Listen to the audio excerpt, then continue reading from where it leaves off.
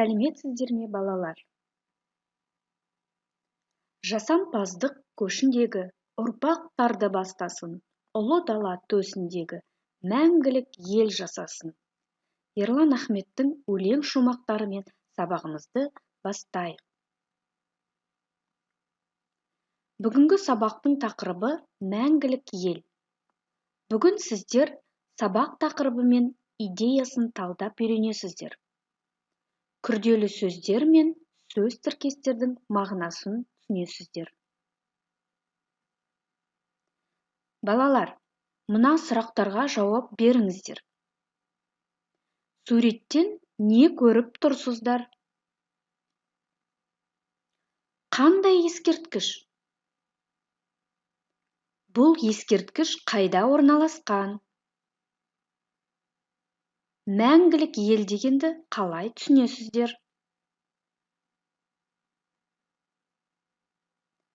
Балалар, мәңгілік елдің 7 басты құндылықтарымен таныстырып өтейін. Мұқият тыңдаңыздар.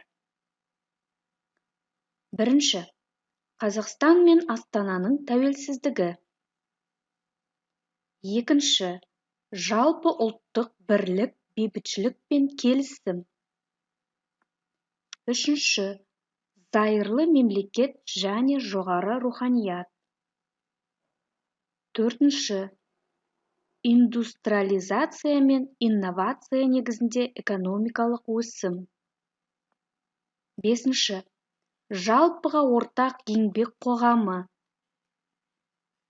Алтыншы, тарихтың мәдениет пен тілдің ортақтығы. Жетінші, ұлттық қауіпсіздік және әлемдік аймақтық мәселелерді шешуге араласу, қатысу.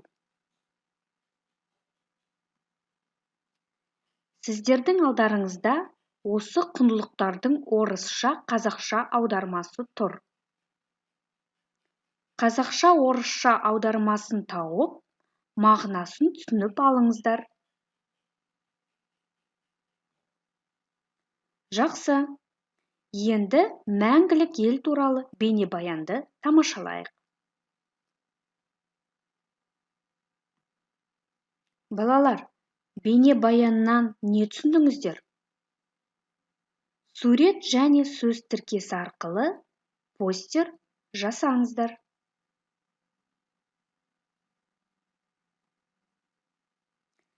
Бүгінгі сабақты қаншалықты түсінгендеріңізді білу үшін мына сұрақтарға жауап беріңіз.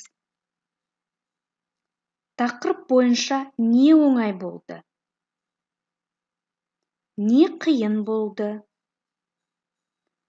Осы тақырып бойынша не білгіңіз келеді?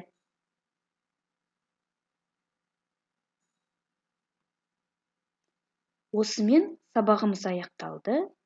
Сау болыңыздар.